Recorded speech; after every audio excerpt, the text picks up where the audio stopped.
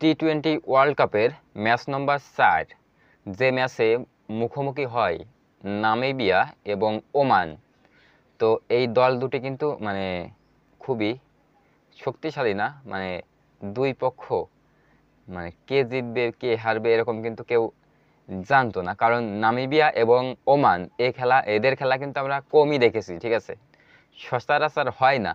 তো এরা বিশ্বকাপের চতুর্থ ম্যাচ যেটি হয়ে গেল কিছুক্ষণ আগে, তো এই ম্যাচে ওমান 109 রান করে সব উইকেট হারিয়ে, ঠিক আছে, প্রথম ইনিংসে, এবং 109 রান করে 19.4 ওভারে, ঠিক আছে।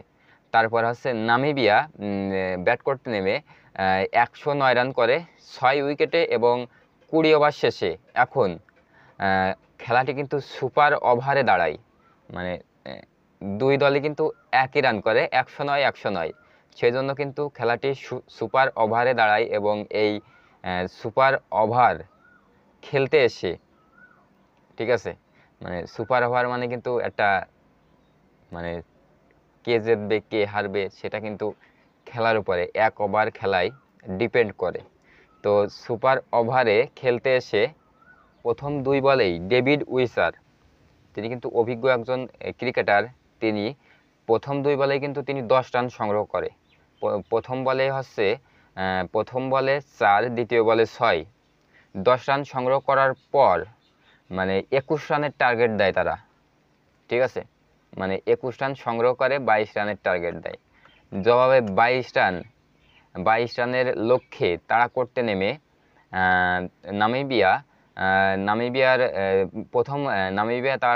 নামিবিয়ার হয়ে দুর্দান্ত বোলিং করে ট্রাম্পেলম্যান, তবে অধিনায়কের ভরসা রাখলেন তারপরেই এবং সে নিরাশ করেননি। সে কিন্তু 22 রান টার্গেট করতে নামা ওমানকে আটকে রাখলেন 6 রানে। প্রথম দুই বল ডট, আর প্রথম দুই বলে 2 রান করে, পরের বল ডট, এবং সেখানেই ভাগ্য নির্ধারণ হয়ে যায় নামিবিয়ার।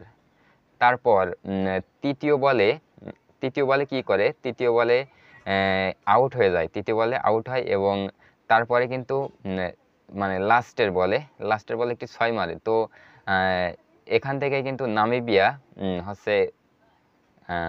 জয় পায় ওমানের বিরুদ্ধে। তো খেলাটি কিন্তু সেই হয়েছিল, এবং নামিবিয়া এবং ওমানের বিরুদ্ধে খেলাটি চতুর্থ ম্যাচের খেলাটি নামিবিয়া জয়লাভ করে এবং ওমান হেরে যায়।